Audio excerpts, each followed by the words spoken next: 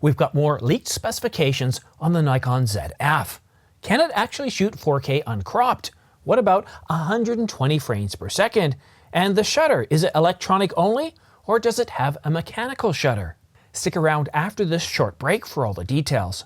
But first, please do me a favor. Follow me on X, formerly known as Twitter, but most importantly, please subscribe to this channel. It doesn't cost you anything, helps get this channel noticed, and it keeps you up to date on the latest camera gear, news, and rumors. As discussed earlier, the Nikon ZF has a 24.4 full-frame backside illuminated sensor. It can shoot 4K up to 60 frames per second and can shoot high-speed continuous stills up to 30 frames per second. It has pixel shift, dual card slots, with one of them being a micro SD card slot, and is going to be announced sometime soon for a price of $19.99. But that leaves us with many other questions, and I'm here to give you 10 to 12 more additional specifications. So first off, no surprises. The image processor, well, it's going to have the XP7. And that ISO range, well, it's confirmed at 100 to 64,000. And unlike the Nikon Z8 and the Nikon Z9, this camera does have a mechanical shutter, so you can shoot mechanical or you can shoot electronic. And now for the video specifications.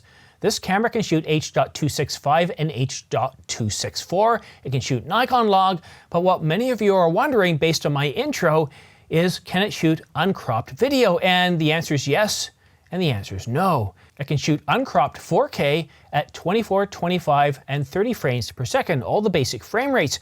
But in 50 and 60 frames per second, there is a bit of a crop. We just don't know what that is, so I'm sensing some more teasers coming, some more leaked specifications in the coming days to tighten things up here. But one thing I put out in my previous video trying to shake the rumor tree is, can this camera shoot 120 frames per second? And yes, it can. Now we're talking about video, and that 120 frames per second is limited to 1080, but if it's able to process enough data with that backside illuminated sensor, the XP7 processor, hopefully that 120 frames per second in 1080 is going to be pretty sharp. The EVF is going to be 3.6 million dots, and the LCD, it's going to be a 3.2-inch, 2.1 million dots. And if those numbers seem a little bit similar, well, that's because they're the exact same EVF and LCD in the Nikon Z6 Mark II. The autofocus system receives several updates. It is an improvement over the Nikon Z6 Mark II as well as the Nikon Z7 Mark II. It does have 273 autofocus tracking points, but what's really good news here is that the improvements to the autofocus system are what takes some of the capabilities from the Nikon Z8 and the Nikon Z9, such as 3D tracking.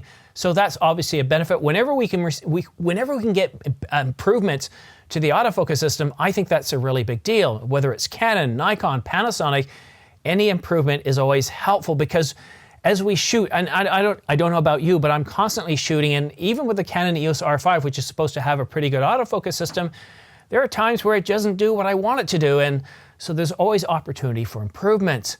Now, this camera, as I mentioned earlier, it's supposed to have dual card slots, but one of them being a micro SD card slot and the other being a standard SD card slot.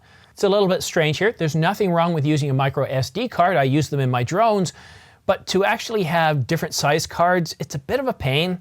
The Canon EOS R5, the camera I'm shooting with right now, has dual card slots, but one of them's an SD card and the other one's a CF Express, so I have to, double up the different types of cards that I have, and it's a little bit annoying. So it's too bad we can't have dual SD card slots in this camera. Now the body itself, it is constructed better than the Nikon ZFC, although it'll probably look very similar to the Nikon ZFC.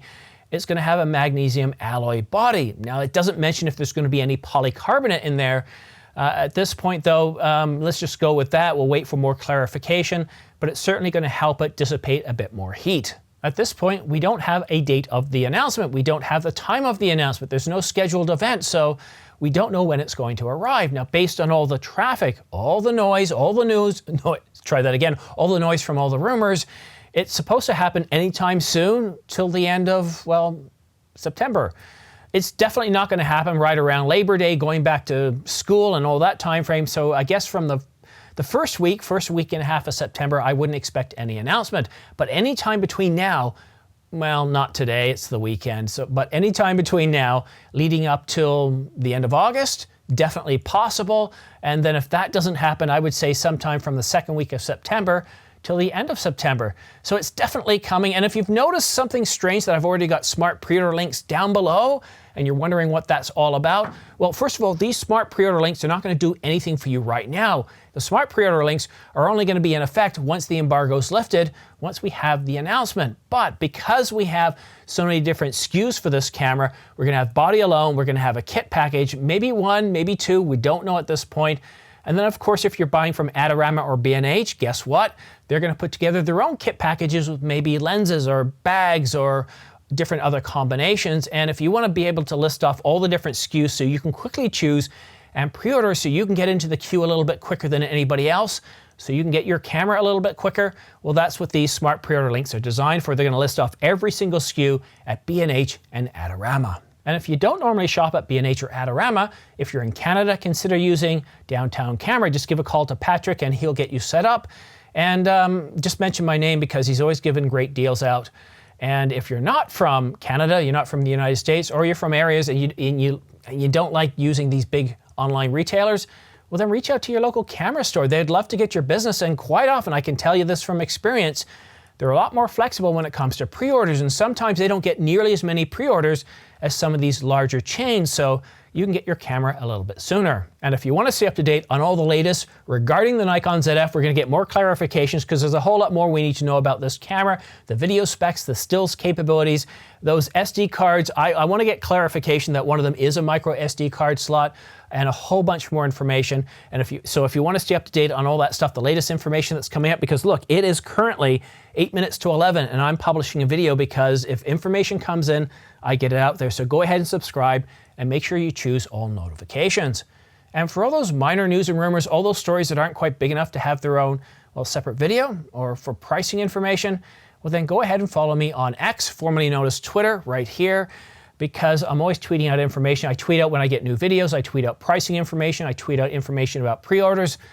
Like the recently announced Nikon 180 to 600 millimeter is available for pre-order, and it's going to start shipping in just a few weeks on August the 31st. So we're all looking forward to that. But that's it for now. Thank you so much for watching. Have yourself a great weekend. And I wouldn't be surprised if I've got another video coming out within 12 or 24 hours of this with more updates on the Nikon ZF. But that's it for now. Thank you so much for watching. We'll see you again soon.